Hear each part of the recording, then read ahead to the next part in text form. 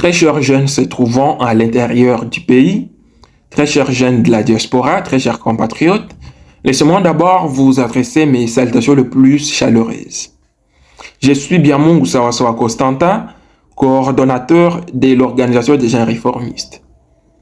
Je souhaite aujourd'hui aborder un sujet très crucial, celui précisément de l'interpellation de plusieurs de nos compatriotes, notamment de notre jeune confrère Nathanaël Onokomba.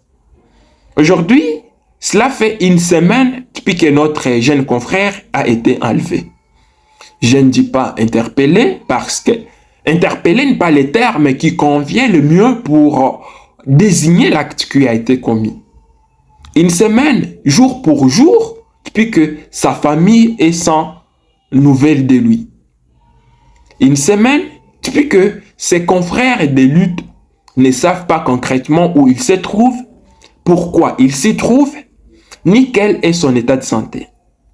Ce qui fait un peu mal, ce qui est même risible dans tout ça, c'est de voir aujourd'hui comment nous, les jeunes, restons indifférents face à cet acte.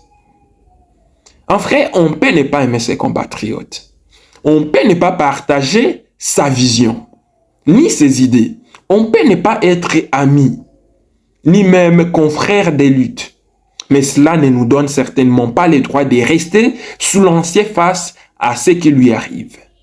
Cette réalité qui lui arrive aujourd'hui peut arriver à n'importe quel jeune qui souhaiterait dans l'avenir exprimer sa pensée, dire clairement et sans filtre ce qu'il pense.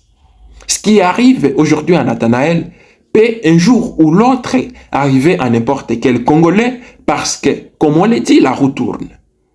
Voilà pourquoi, au nom de cet état de choses, nous devons de rester mobilisés. Non pas peut-être pour Nathanaël uniquement, mais pour l'avenir de nous tous jeunes, parce que nous ne sommes pas épargnés par cette situation.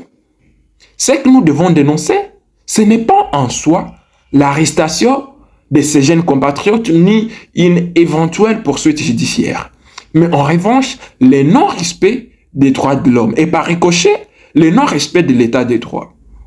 C'est quoi cet état des droits que nous clamons ici? L'état des droits, c'est cette soumission de tous, gouvernants comme gouvernés, à la loi. Le respect strict des procédures légales et la garantie des libertés fondamentales. L'état des droits, c'est aussi l'interdiction de l'arbitraire, la protection de la dignité humaine et la primauté de la justice sur la force. Si M. Nathanaël a commis une quelconque infraction, que la procédure prévue par nos lois puisse le moins être respectée. Notre constitution et nos lois ne prévoient nullement l'enlèvement comme étant une procédure légale. Je me rappelle à ce sujet que le chef de l'État, durant son discours d'investiture pour son second mandat, avait promis de supprimer tous les cachots et autres lieux illégaux ou servant de détention arbitraire. Mais aujourd'hui, où en sommes-nous, Monsieur le Président de la République? L'état de droit pour lequel vous vous battez, vous luttez avec vigueur tous les jours est en train d'être piétiné. Au nom de tous les membres de l'Organisation des jeunes réformistes, un mouvement qui combat l'injustice sous toutes ses formes, nous exigeons que justice soit faite pour Nathanaël qui n'a ni tué ni volé pour mériter un tel sort.